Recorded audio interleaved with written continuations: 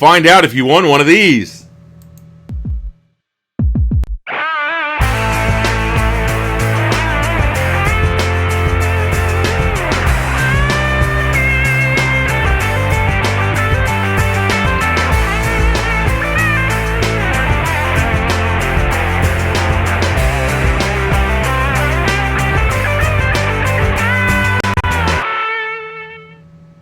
Hey everyone, Greg Cazillo from Cazillo.com. Welcome to Keep Shooting Monday number 43. Today on Keep Shooting Monday, I have some interesting news items, a new camera from Nikon that I'm going to be talking about, the Nikon DF. Is that what they called it? DF? Yes, the DF. A couple interesting sets of photos and some articles I found around the web.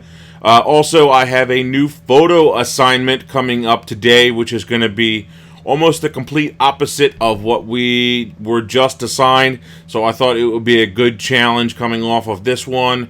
And what else? Oh, yeah, everybody wants to know who won the t-shirts and all that good stuff. I just put this away, but I'll grab it again. Who won the t-shirt in the top 3? I actually chose 4 photos.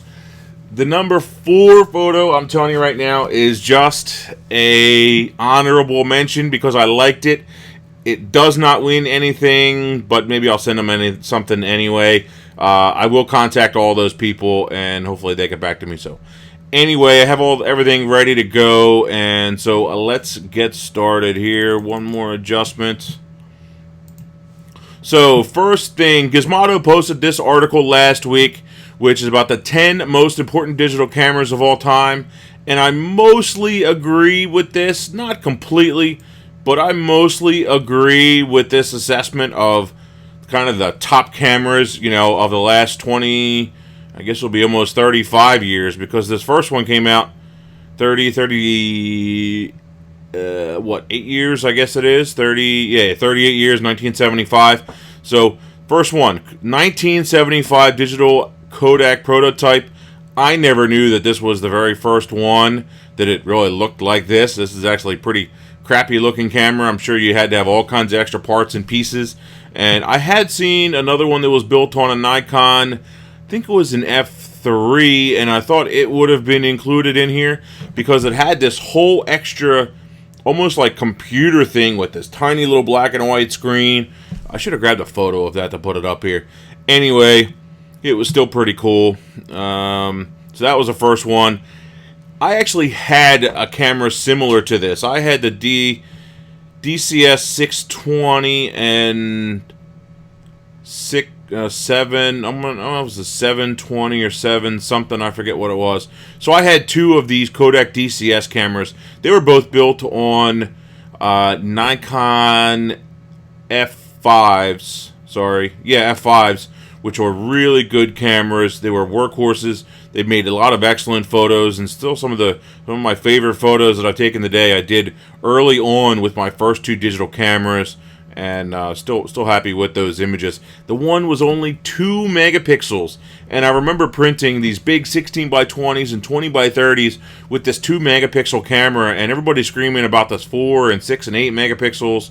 Like when the D100 was out, and oh man, my camera is 6 megapixels, and I was producing these awesome prints with my little 2 megapixel camera.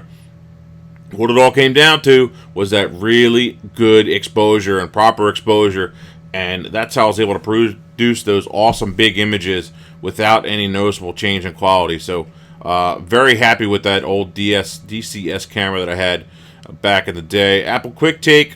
Okay, sure.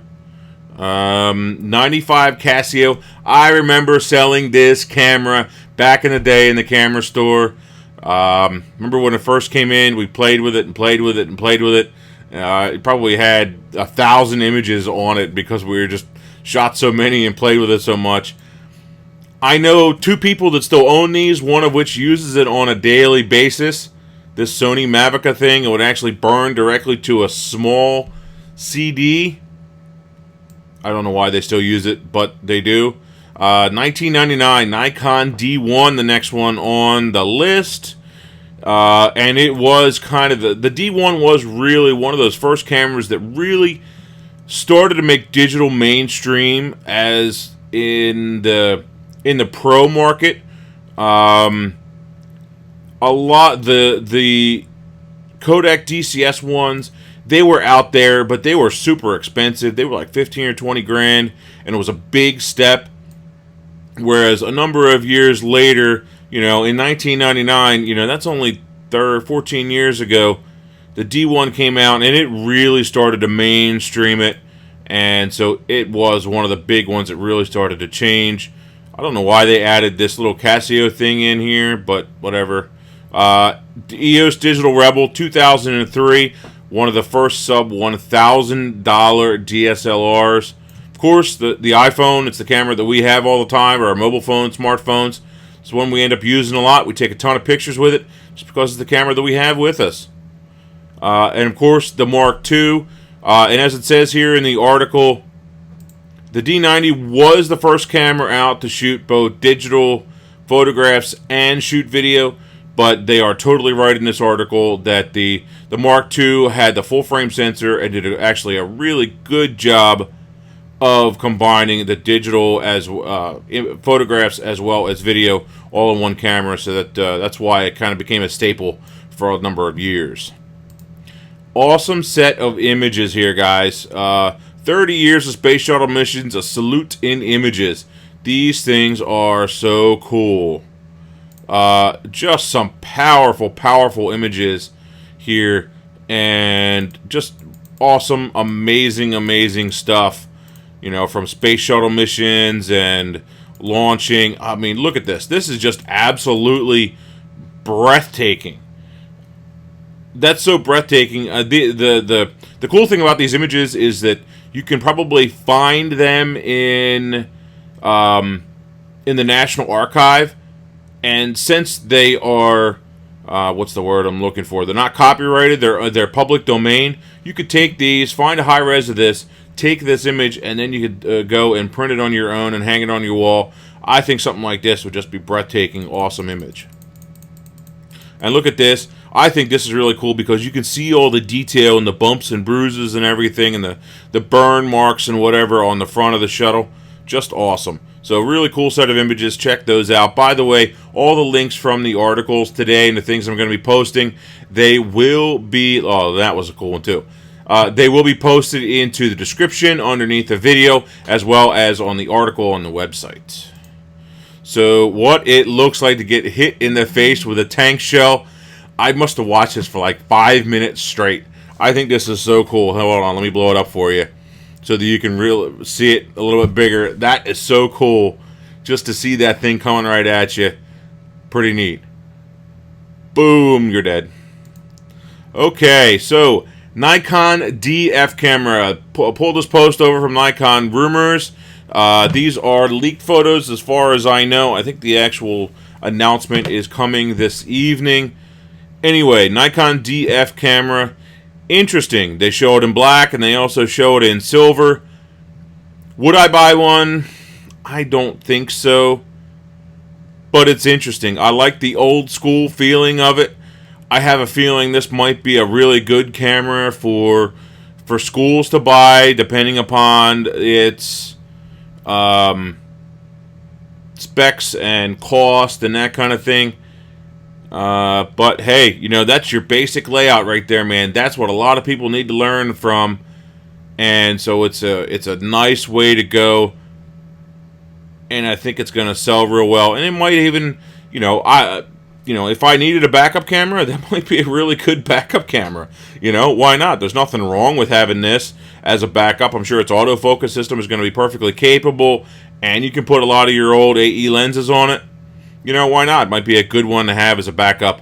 And plus it has the rumors were that it had the same D4 sensor. Why not? It might be a really good camera for a backup. Next thing, the new Sigma 120 to 300. I almost bought one of these a couple of years ago, and sometimes I regret it. I'm out shooting sports or events or that kind of thing, and I really do wish sometimes that I had that a nice little zoom instead of having that fixed 300mm 2.8 lens. that I had a zoom, and this is a 120 to 300 in a straight 2.8 with the VR or OS, image stabilization that they have built into it. The sharpness level isn't too bad. Chromatic aberration looks good. Overall, it seems to be a really good lens. I remember its focus being pretty quick, and this was an older model, and I think it's spec'd out at like a little over $3,000, so it's not overly expensive. So definitely, if you need something in a 300 millimeter lens and you want it to be a 2.8, consider the Sigma 120 to 300. I would almost add it into my collection if I had or when it's when I'm ready, when I have some additional income and I want to put it into another lens, another sports lens that is, I would definitely consider this 120 to 300. You put a converter on it, it can easily go to from a 200 to 400. I think it might be a good way to go. So it's definitely interesting. DIY Photography put up this article talking about how, I forget the guy's name, JP, I think. Yeah, JP goes through his charging of all of his AA batteries, because he's right. All of our devices, all these things that we have, they take batteries, and the majority of them are running on AA's. I think right now, I was thinking about it, and I only have 1 or 2 devices that I use in photography or in my rigs that take a different camera. One of them takes a 9-volt, another one takes a couple of AA's, but still the same idea. And so this is a really good recommendation on some how to basically not spend a ton of money on all your batteries, but still keep up to date, make sure you don't have any issues, and to be ready without, because you're always out there. You need to have power. You got to have those batteries. So, yeah, it's interesting. By the way, I do have one of these chargers, and they work really good. I'll put up a link to that charger, too. Couple of Cazillion questions that were posted this week. First one, do you have any tips for lighting a white backdrop for full-length images? Optimal number of flashes, lighting modifier. Thanks. I've been using with the 2 silver umbrellas, and it works well. Could be more even at times. Yes. What I typically do is say this background right here, I was going to light it. As you see, it's actually not very even because of the way they have the light set up in kind of a small space here in the back office. Anyway, what I would do is I would have one strobe over here, one strobe over here. There, you can see my hands. Hold on, we'll go back to here, this side. There we go. So one strobe on either side behind the model, and they would be facing forward. All right, typically you're going to have that about a stop or a stop and a half brighter than the foreground in order to completely blow out that white background. If you needed it to be on a larger scale, instead of just a single person, then you might need, say, a group of 6 or of 8. What I've done in the past is I've actually cheated, where I just use those 2 ends and then lightened the area that is then unlit around, kind of in the middle of the image. You have, it's very bright up here and around here, but then it starts to get darker into this area behind. So what I'll do is end up cheating a little bit and fixing it in Photoshop or in Lightroom.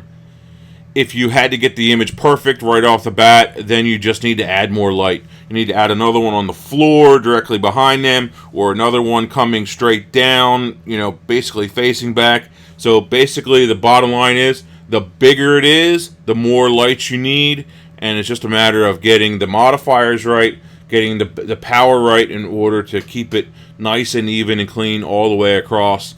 So that's pretty much the key. The bigger the background, the more lights in order to keep it modified. But I think you're on the right track here with a couple of strobes and then 2 umbrellas. All right. By the way, if you are using a small strobe, like a little SB800, SB900, it's very possible that those strobes are not strong enough. I would strongly suggest looking into a set of studio strobes like White Lightnings, something along, or Alien Bees, something like that. They're going to be a lot more powerful, and you're going to be able to control them better. larger light source do a better job overall. Whereas if you're just using these little portable strobes, you're not going to have enough power out of those. Let's see. I really get a lot out of your videos. Thank you. Question: would you utilize flash for a nighttime football game? A Canon T2i, Tamron 70-200, and Canon 580EX2 flash. Would I leave my flash on manual 1:1 and my camera on CA? I'm not sure what he meant by CA. If somebody could clue me in on that on the comments, what's the CA, quote-unquote, mode here on a Canon camera?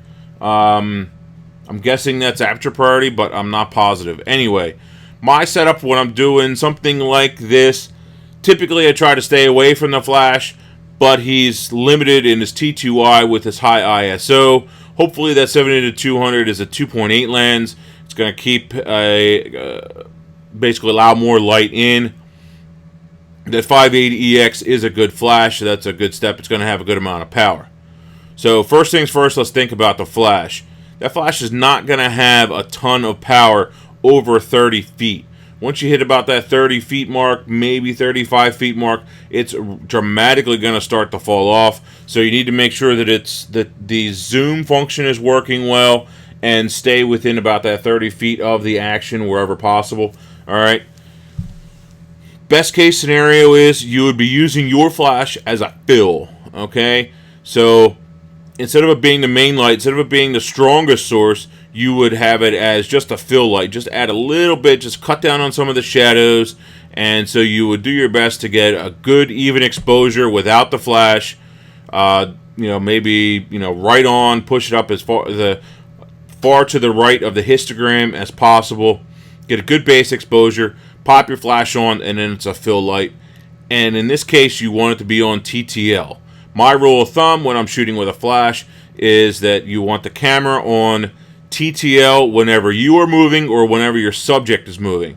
If your subject is stable and the camera is stable, then you can put the flash on manual. You're going to get a more consistent output, which is what you want in those more controlled situations. When you're shooting sports, you definitely don't want that flash output to be consistent for every single photo, because you might be shooting, 1 second the action could be right in front of you. Next second, the quarterback throws the ball across the field. You're not going to have time to react and change the amount of power coming out of that flash.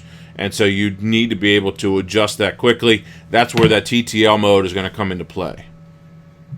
I think I answered all those questions, or all the stuff that I had in mind for that.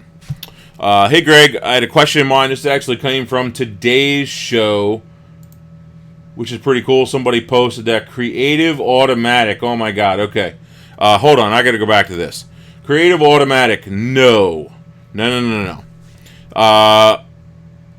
As far as the exposure mode for a sports, here's how I do it. I shoot on aperture priority when I'm shooting sports.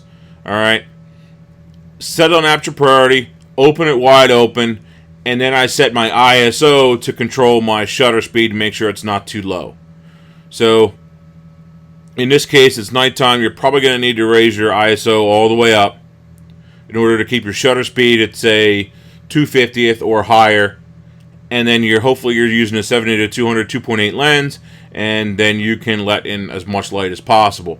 So, yeah, aperture priority, let the shutter speed vary a little bit. It's because the light might not be completely even, especially when you're talking about an outdoor field.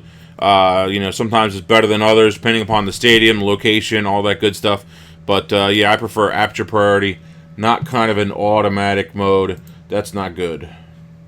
That is not good. Okay, so it looks like we have a couple more questions here. I'll get to your questions in a minute. If you have any additional photography questions, hopefully I can squeeze them in. I do want to keep this show a little bit on the shorter side. We're getting closer here to the 3 winners of the t-shirt. It's over there. I'm not going to grab it again.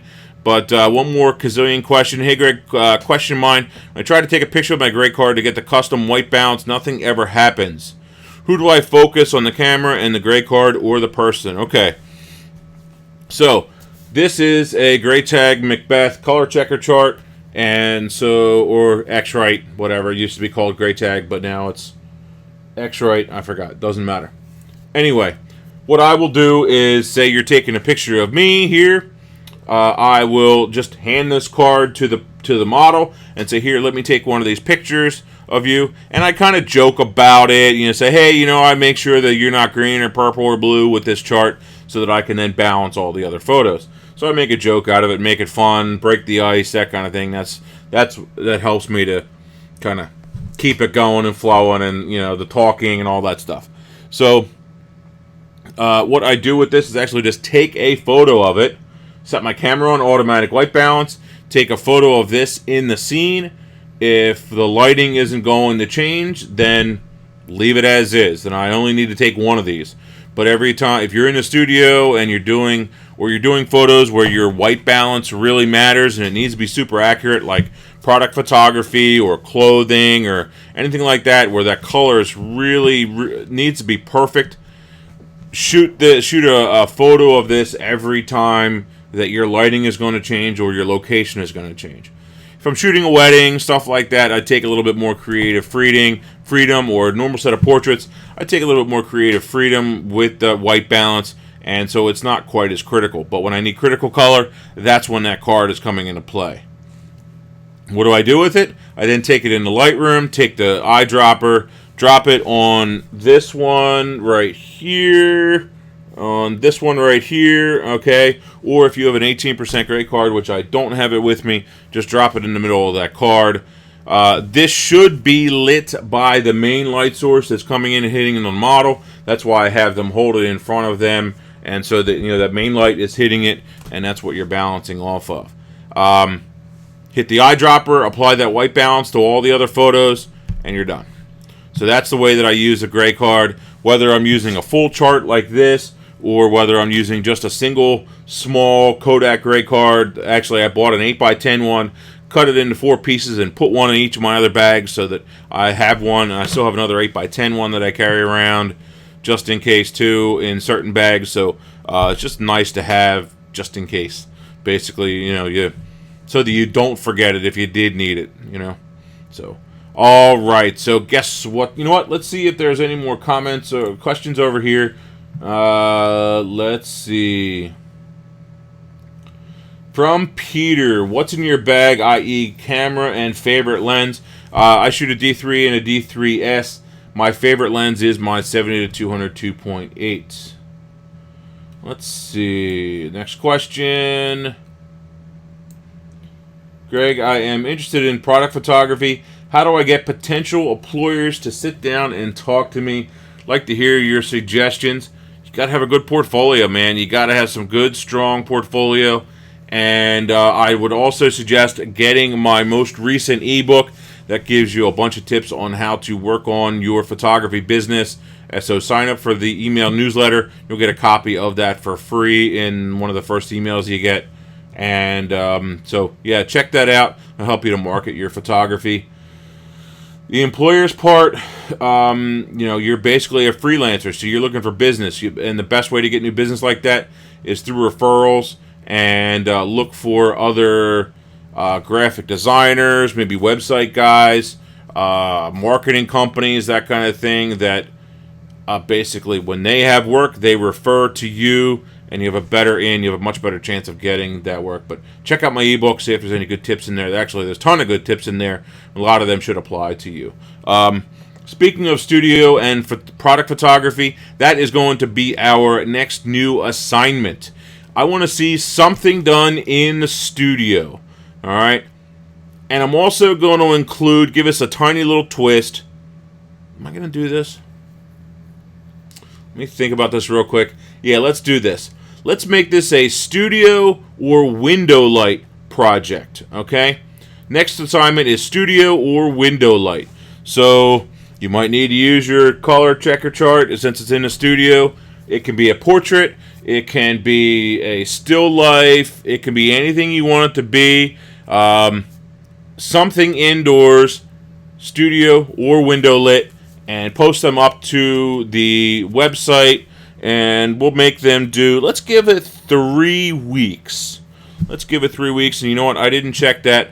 But 3 Fridays from now, you know what? Hold on a second. Let me check the date on that real quick. Just in case. So today is the 4th. Yeah, so that is Thanksgiving. Here is the 28th. So, yeah, let's go ahead and make that due by November 22nd.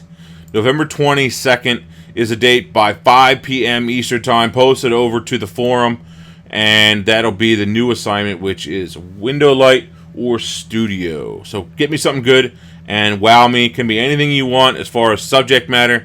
Just has to be done either in a studio or with window light, one or the other. So reflectors, strobes, any of that stuff is all fair game.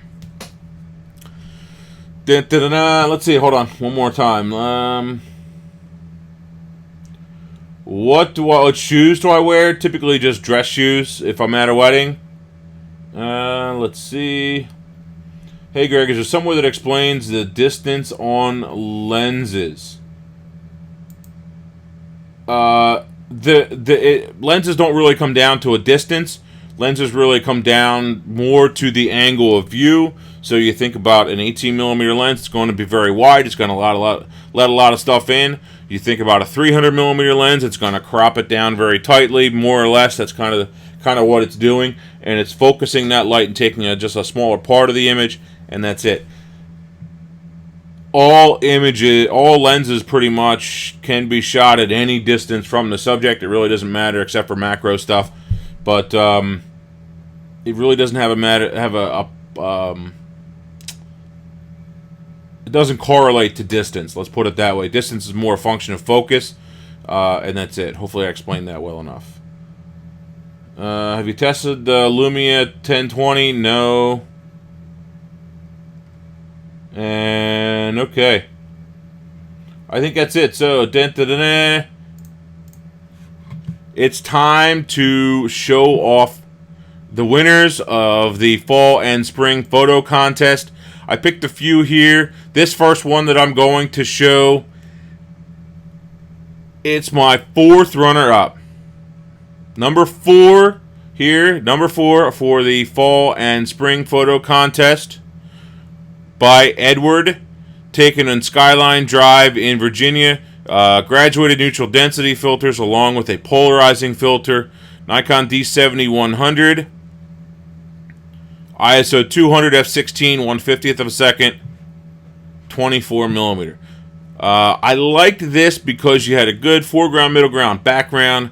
I always like skies that have clouds in them. I think they're more powerful. I think they give you a better sense of depth when you see the clouds that are getting smaller and smaller. Plus, it's cool to see the clouds and the shadow produced by those clouds in here. So that's always pretty neat in my opinion. Let's see. So that I think is pretty darn cool. So neat image. That is number 4. Number 3. I wish I knew how to say this dude's name. Sorry, dude. I don't know how to say that. Harjinder, I guess. 5D Mark II, 17-40 f4.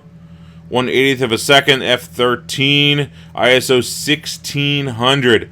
Cool image, and Swan E Set Golf Club, wherever that is in the world. Neat image taken with a sweet light. The only thing that I don't like is you could have been a little bit more precise with your gradation of the sky right here. You can clearly see that you added that later in post, so that definitely knocked you down a couple spots for me. Should have been a little bit more accurate with that, and it's a little off. One of the first things that I noticed. Other than that, though, pretty cool image. I definitely like it. Number 2 from Dennis. I said to myself, I need to make sure I only pick one photo from each person, so there was a second one that I liked of Dennis's. Ended up getting rid of it. Awesome image. Moon rising on left side at Silver Lake by Dennis Stone. On the Sierra Mountains, I love adding snow. So you had snow, you had water, you had blue sky. Really cool. Just so happened that the clouds are kind of pointing, kind of funneling right down into the mountains, which is pretty neat. And you have some nice water. And yes, awesome image. Very good, Dennis. Yours is number 2. And Number one is from Mark Jones. Fishing at sunset. So cool. Really cool image. I love how glassy the water is. Once again, though, I will do that same critique. Although this is still really cool. Same critique, though, as this one here. You're letting your post editing kind of be a little bit too harsh, and it really is kind of showing, I think. If I'm wrong, let me know, but I just feel as if you edited that a little bit too much and maybe made that corner a little bit too dark, and then that reflection again, it's just a little bit too bright around there. I think it probably would have been fine as is. Other than that, though, I like the subject matter. Oh, and same thing around him, around the fisherman guy. It's just a little bit too darkened. Other than that, though, I don't think it's too oversaturated. I think that's fine. I would love to see this photo in black and white. I think that would be really awesome. This would be a really cool image in black and white if it's edited and worked on properly. And I think this would actually stand out better. The other thing that I liked about this image is the crop. I love the crop. You don't, leaving something certain images full frame works. But other images, they need to be cropped, and this was a good example of a really excellent crop. You have a good foreground, middle ground, background, using the rule of thirds. Just watch your editing, and you'll be right on. So, Mark, great image. Thank you all very much. Mark and Dennis and whatever this guy's name is, they all win the t-shirt and a photo of their choosing, and also some stickers that I'm going to send out. So I will be sending all of those out in the next couple days once we contact everyone. So I think that is it for today's show. Hopefully it kept you interested this week. I had a lot of comments before, the people that were kind of bland on the last live show, so I wanted to keep it going, a little bit more energy, keep you interested, and so that was my goal today, and I think I did a pretty good job. Let me know in the comments how we did. If you have any additional photography questions, I'll do my best to add them into next week's show, which will be Keep Shooting Monday number 44, so check me out again next week. Greg Cazillo, Cazillo.com. Thanks, guys. Keep shooting. See ya. Get your photos posted to the forum for that new contest. Bye-bye.